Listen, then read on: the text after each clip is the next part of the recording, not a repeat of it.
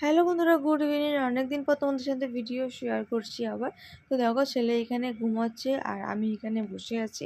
আমি রয়েছি বাপের বাড়িতে, আর বোন এখানে সন্ধে দিচ্ছে সন্ধেবেলায়। আর এখানে দেখো কর্তামশাই বসে আছে, আমরা বসে আছি, বোন এখনো সন্ধে দিচ্ছে, ছেলে ঘুমোচ্ছে। তো যাই হোক, আজকে আমাদের বিয়ে বাড়ি আছে, অনেকদিন পর একটা বিয়ে বাড়ি পেয়েছি।